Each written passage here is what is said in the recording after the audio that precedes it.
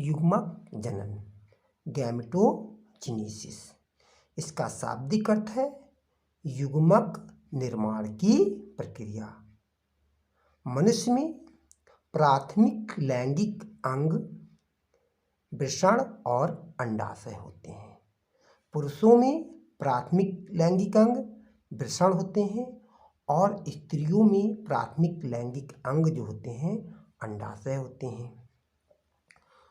पुरुष के वृषण द्वारा नरयुग्मक अर्थात शुक्राणु और स्त्री के अंडाशय द्वारा मादा युग्मक अर्थात अंडाणु के निर्माण की प्रक्रिया युग्मक जनन कहलाती है। साधारण शब्दों में हम कहें नर युग्मक तथा मादा युग्मक के निर्माण की प्रक्रिया जो होती है युग्मक जनन कहलाती है। युग्मक जनन जो होता है दो प्रकार का होता है।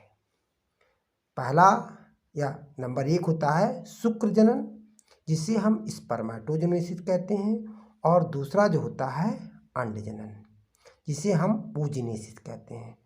शुक्र जनन जो होता है पुरुष में पाया जाता है और अंड जनन जो होता है वह स्त्री में पाया जाता है। अब हम दोनों प्रकार के युग्मक जननों को एक रेखा डायग्राम के द्वारा अध्ययन करते हैं। फर्स्ट युग्मक जनन है शुक्र जनन, जिसे हम स्पर्मेटोजेनेसिस कहते हैं। यह युग्मक जनन जो है पुरुषों में पाया जाता है। इसका शाब्दिक अर्थ है शुक्राणु निर्माण। पुरुष के वृषणों के द्वारा नर युग्मक अर्थात शुक्राणु के निर्माण की प्रक्रिया जो होती है शुक्र जनन कहलाती है। शुक्र जनन के अंतर्गत शुक्राणुओं का निर्माण होता है। शुक्र जनन की संपूर्ण प्रक्रिया को हम इस डायग्राम के द्वारा अध्ययन कर सकते हैं। देखिए यहाँ पर हमने जो है शुक्र जनन की प्रक्रिया को समझाने के लिए जो है ये एक आलेखी डायग्राम बनाया है। ये देखिए शुक्राणुजन है। शुक्राणुजन कोशिकाएं जो होती हैं ये वृषणों में पाई जाती हैं और ये सभी कैसी होती हैं द्विगुणित होती हैं। और ये कोशिकाएं जो होती हैं अपनी संख्या को बढ़ाने के लिए क्या करती हैं सूत्री विभाजन करती हैं। क्या करती हैं सूत्री विभाजन करती हैं, जिसके फलस्वरूप इनकी संख्या जो होती है बढ़ जाती है, लेकिन इसमें जो है गुणसूत्रों की संख्या द्विगुणित ही रहती हैं। इनमें से कुछ शुक्राणुजन कोशिकाएं जो होती हैं वो प्राथमिक शुक्र कोशिकाओं में परिवर्तित हो जाती हैं। सभी शुक्राणुजन कोशिकाएं क्या हैं प्राथमिक शुक्र कोशिकाओं में नहीं बदलती हैं, केवल वे ही शुक्राणुजन कोशिकाएं प्राथमिक शुक्र कोशिकाओं में बदलती हैं जिनमें जो है अर्धसूत्री विभाजन पाया जाएगा। तो देखिए कुछ शुक्राणुजन कोशिकाएं क्या हो गई प्राथमिक शुक्र कोशिकाओं में बदल गई। ये देखिए ये जो है शुक्राणुजन कोशिका का मैंने क्या दिखाया, ये जो है प्राथमिक शुक्रजन कोशिका में परिवर्तित हो गया। अब उसके बाद इन प्राथमिक शुक्र कोशिकाओं में प्रथम अर्धसूत्री विभाजन होता है। क्या होता है प्रथम अर्धसूत्री विभाजन होता है, जिसके फलस्वरूप जो होती है द्वितीयक शुक्राणु कोशिकाएं बनती हैं। और इन द्वितीयक शुक्राणु कोशिकाओं में जो है प्रथम अर्धसूत्री विभाजन के फलस्वरूप जो है गुणसूत्रों की संख्या अगुणित रह जाती है। कितनी रह जाती है अगुणित रह जाती है। इसके बाद फिर इन द्वितीयक शुक्राणु कोशिकाओं में जो है सेकेंडरी अर्धसूत्री विभाजन होता है, जिसके फलस्वरूप शुक्राणु प्रसू अर्थात शुक्राणु पूर्व का निर्माण होता है। और ये सभी शुक्राणु पूर्व जो होते हैं अगुणित नंबर वाले होते हैं, अर्थात इनमें गुणसूत्रों की संख्या कितनी होती है n नंबर होती है। और यही शुक्राणु प्रसू जो होते हैं डेवलपमेंट करके अर्थात परिवर्धित होकर के जो है शुक्राणुओं का निर्माण करते हैं। प्रत्येक जो है शुक्राणु प्रसू जो होता है वह जो है परिवर्तित होकर के स्पर्म का निर्माण करता है। और ये स्पर्म जो होते हैं देख लीजिए आप इसमें इधर भी ये शुक्राणु जो होते हैं सभी जो है अगुणित नंबर वाले होते हैं।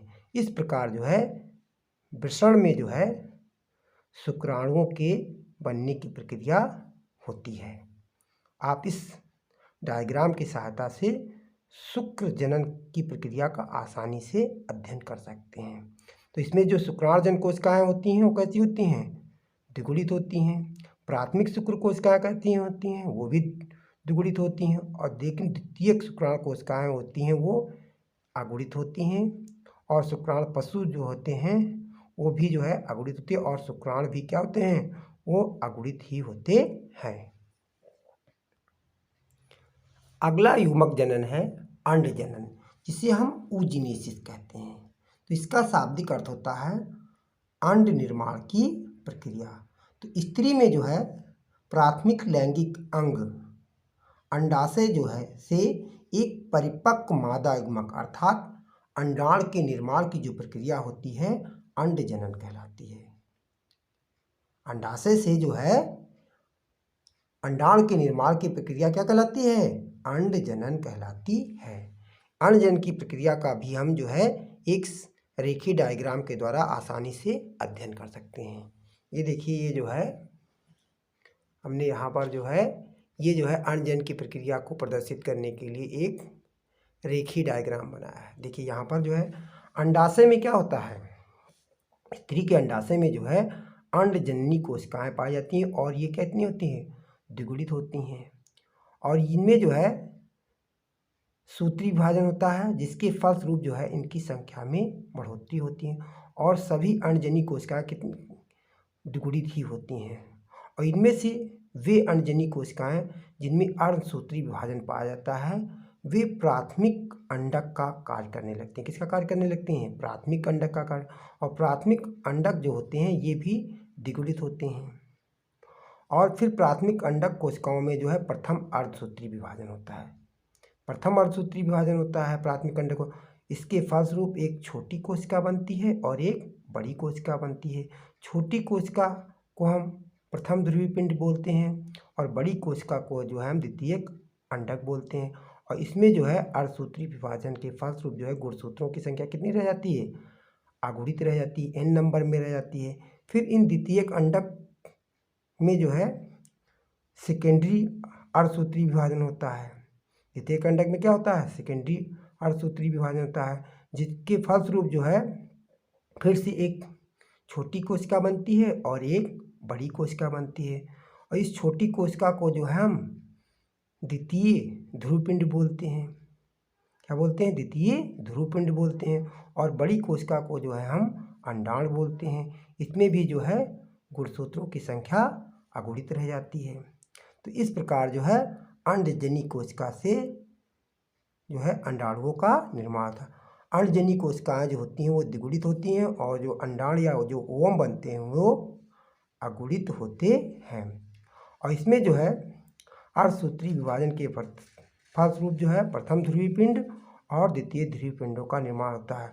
और ये 3 ध्रुवीय पिंड बनते हैं और ये सभी ध्रुवीय पिंड जो है धीरे धीरे नष्ट हो जाते हैं। केवल जो है इसमें अंडाण ही रह जाता है।